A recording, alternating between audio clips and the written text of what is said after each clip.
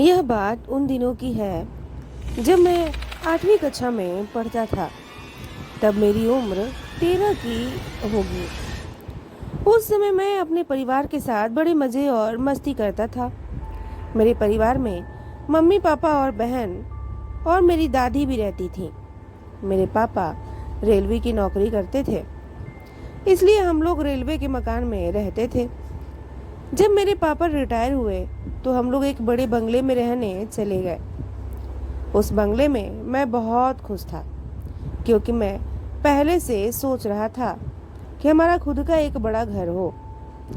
जब हम लोग घर में रहने गए तो हमें एक बेचैनी सी महसूस हो रही थी और हम रात को देर तक सो नहीं पाते थे, क्योंकि हमें डरावनी पिक्चर बहुत पसंद थी और हम देर रात तक टीवी देखते रहते थे।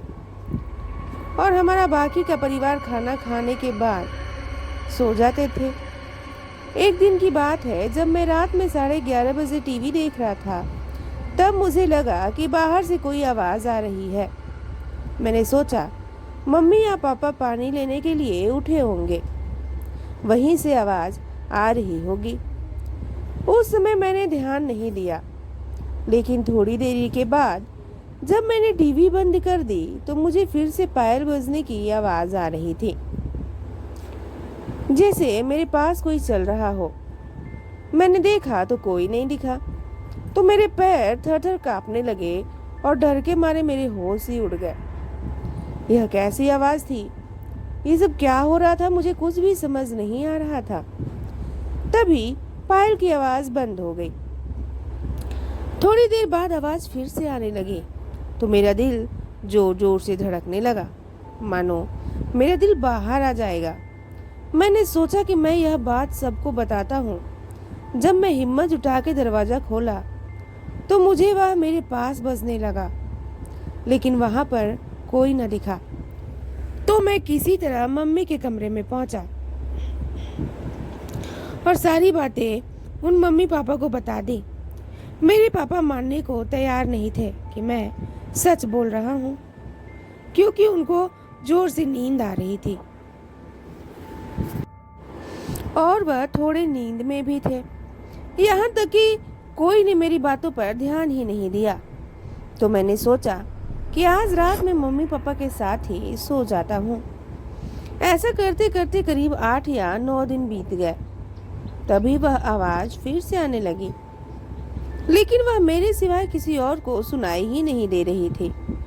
और अब तो वह आवाज़ चाहे जब आने लगे, लेकिन मेरे साथ कुछ गलत नहीं हुआ था और मेरे पापा ने वह बंगला ही बदल दिया और हम लोग फ्लैट में रहने चले गए।